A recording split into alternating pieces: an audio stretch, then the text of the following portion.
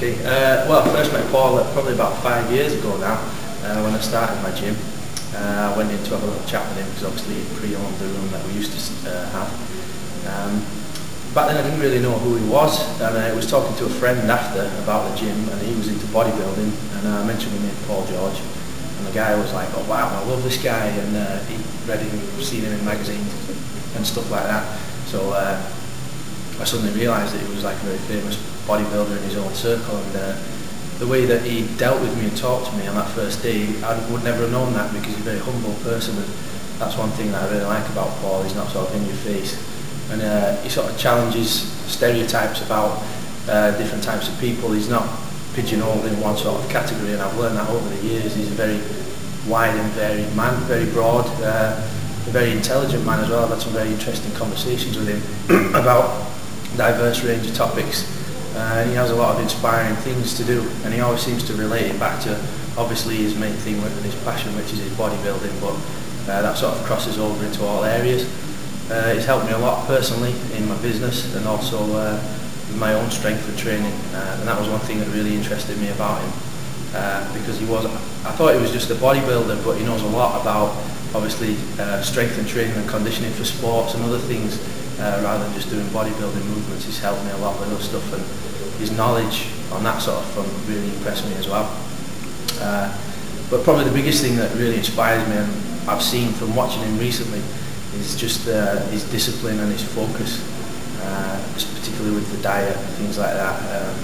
I've sort of been through a little bit of stuff myself with the diet for the competition, and it only lasted 3 weeks, and I was going through hell, so I can't even imagine what he's been through.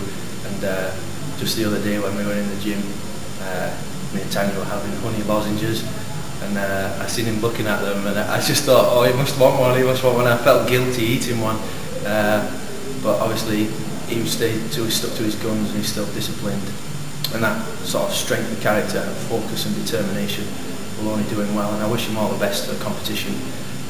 Regardless of the outcome, he's a champion for us, and I wish him all the best. Hope he does really well.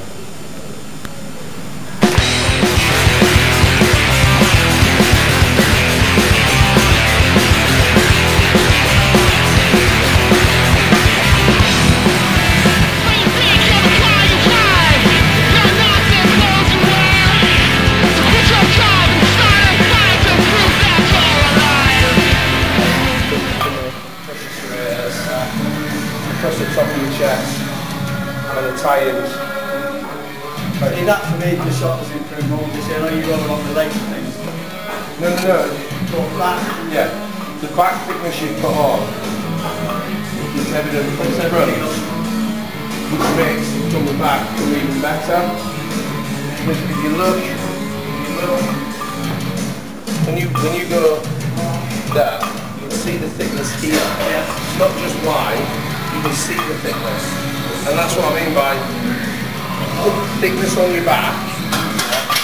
It isn't only evident from the back. You know, I've seen a lot of guys with thickness on the back. You can only see it when they're in a rear shot. Yeah, but you can see it.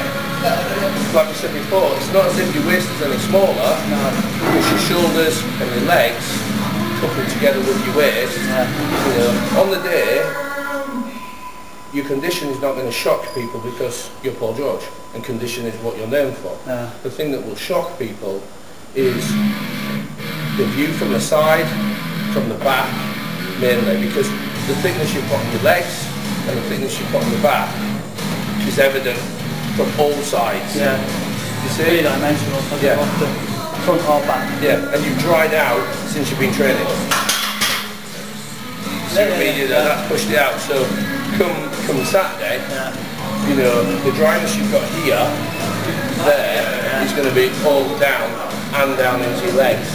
You know, so the illusion, which is what it's all about, is going to be much more emphasised. Well, just done a little bit of training just the last week now, so I've just pumped up a little bit, had a little look. Had Paul Scarborough down, so had a little look at me, give me a few pointers and tips. So he's going to come in on Wednesday, so we're going to see what we need to do then about the final last days of the run into the Orca show. This week I find really boring, to be fair. I'm in the middle of nowhere until the last couple of days. I'm tired. Everything's just a bit like Groundhog Day. Last week was really the end of everything. You kind of think, God, I'm not ready, but it's too far away to get really ready. And then this week now it's just more the same, until probably you get to Thursday, Friday, when you start doing your last couple of days comp prep, and then everything starts running in top gear then. So these last few days are going to be real boring, just plodding on, just kind of learning how to be patient. And then it's all over and done with, and then you think, God, was that it? 12 weeks? And you think, I'm not doing that again. And then about a month later you think, oh, just do another show. Surprising how quickly you can go from being really down, feeling really low, to the excitement and the adulation of being on stage and all the excitement that brings, and then to thinking, no, I'm not going to do that again, and then thinking, yeah, I will. But we're not quite just short yet, so we'll get this one out of the way with, and we'll take it from there. Okay? See you soon. Bye bye.